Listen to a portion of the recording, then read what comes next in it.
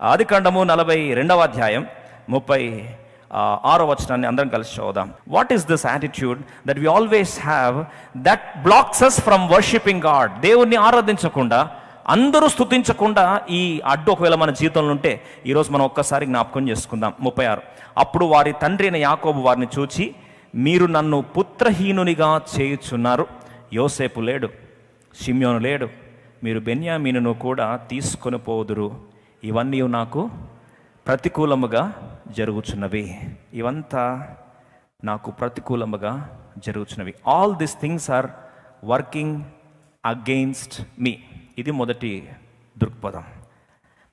మన కుటుంబ జీవితాల్లో, వ్యక్తిగత జీవితాల్లో, ఆత్మీయ జీవితాల్లో, కొన్నిసార్లు సంఘ జీవితాల్లో కూడా, మన వ్యక్తిగత జీవితాల్లో ముఖ్యంగా జరుగుతున్న పరిస్థితులు చూసినప్పుడు అన్నీ నాకు ప్రతికూలంగానే జరుగుతున్నాయి అని ఎప్పుడైతే ఈ యాకోబు భక్తుడు చూసినట్లు మనం చూడడం ఆరంభిస్తామో, ఆయన ఆ ప్రతికూల చుట్టూ ఏది చూసినా ప్రతికూలంగా అనిపిస్తుంది.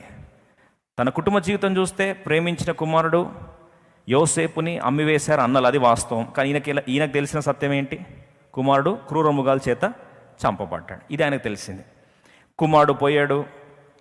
ఇప్పుడు సిమ్యోన్ తీసుకెళ్ళి దాచిపెడితే ఇప్పుడు ఈయన అనుకున్నాడు సిమ్యోన్ కూడా పోయాడు. ఇప్పుడు నాకు ఉన్నది ఒకడు బెన్యామీను, ఇప్పుడు వీని కూడా తీసుకుంటున్నారు. నాకు అన్నీ ప్రతికూలంగా జరుగుతున్నాయండి అనలేదా? ఈ మాట అనమా మనం? ఈ మాట ఒక వార్త విన్న వెంటనే ఏంటండి అన్నీ ప్రతికూలంగా జరుగుతున్నాయి, I know what is happening, everything is going against మీ. ప్రతి ఒక్కటండి. ఉద్యోగ జీవితం ప్రతికూలంగా జరుగుతుంది, నా ఆర్థిక జీవితంలో ప్రతికూలంగా ఉంది, ఏది అనుకున్నట్టు జరగట్లేదు, నేను పుత్రహీనునిగా అయిపోయినానని తను అంటున్న మాటలో చివరికి ఇప్పుడు తన భవిష్యత్తుని ఎలా చూస్తున్నాడో చూద్దాం. భవిష్యత్తుని, ప్రస్తుత పరిస్థితి అన్నీ ప్రతికూలంగా జరుగుతున్నాయి అన్నాడు. ఇప్పుడు భవిష్యత్తుని ఎలా చూస్తున్నాడు? 38వ వచనం, 42వ అధ్యాయం 38వ వచనం అందరం కలిసి 38వ వచనాన్ని కలిసి చదువుకుందాం. అప్పుడు వారి 38, అయితే అతడును కుమారుని మీతో వెళ్ళనీయను, ఇతని అన్న చనిపోయను, ఇతడు మాత్రం మిగిలిన్నాడు. మీరు పో మార్గమున ఇతనికి హాని సంభవించినలా నెరసిన వెంట్రుకలు గల వాడినై నేనేం చేస్తాను? మృతుల లోకంలోకి వెళ్తాను. అంతా నాకు నెరసిన తల వెంట్రుకలు, మృతులోకంలో కీడుతో, దుఃఖముతో, బాధతో, ఇదే నా బ్రతకంతా. ఈరోజు బహుశా ఈ మాట నువ్వు చెప్పకనే చెప్పిండొచ్చు. ఏంటండి లైఫ్ అంతా ఇలా అయిపోయింది, ఇంకా ఏముందని ఆరాధించాలి దేవుణ్ణి, ఏమి చేశాడని దేవుని ఆరాధించాలి. వాస్తవంగా ఈరోజు యాకోబు జీవితం మన జీవితం సేమ్ కాదండి. వాస్తవంగా యాకోబు జీవితంలో యోసేపు చనిపడి ఈయన అనుకుంటే ఆ యోసేపు ఏమో ప్రధానమంత్రిలాగా ఉన్నాడు. సిమ్యోను పోయాడు అనుకుంటే సిమ్యోన్ ఏమో మంచిగా ప్రధానమంత్రితో పాటు విందు భోజనాలు చేస్తున్నాడు. నేను పుత్రహీనుడు అవుతాను, బెన్యామీని పంపిస్తే వీడిని కూడా చంపేస్తారు మీరు త్రోవాలనుకుంటున్నాడు. కానీ బెన్యామీని పంపిస్తే సమృద్ధిలోకి వస్తాడని మాత్రం తెలియదు. All things are working against me. What is this life? బహుశా ఈరోజు ఈ ప్రశ్నతో చితికిపోయి నిర్వీర్యుడు అయిపోయి ఇంకా నేను ఏం ఆరాధించాలండి, ఏం బాగుంది అని ఆరాధించాలని బాధపడుతున్నావా? నోట్ నుంచి నాతో పాటు ఉన్న ఒక సహోదరుడు అన్నాడు, అన్నీ ప్రతికూలంగానే జరుగుతున్నాయి అనేసరికి దేవుడు నాతో మాట్లాడడం ఆరంభించాడు. ఇదే రేపటి అంశం అని. Tomorrow's message title is this, అన్నీ ప్రతికూలంగా జరుగుతున్నాయి. వాస్తవంగా దేవుని బిడ్డలుగా ఎప్పుడైతే మనము ఈ దృక్పథంతో చూస్తామో అక్కడ ఖచ్చితంగా కొరతే ఉంటుంది.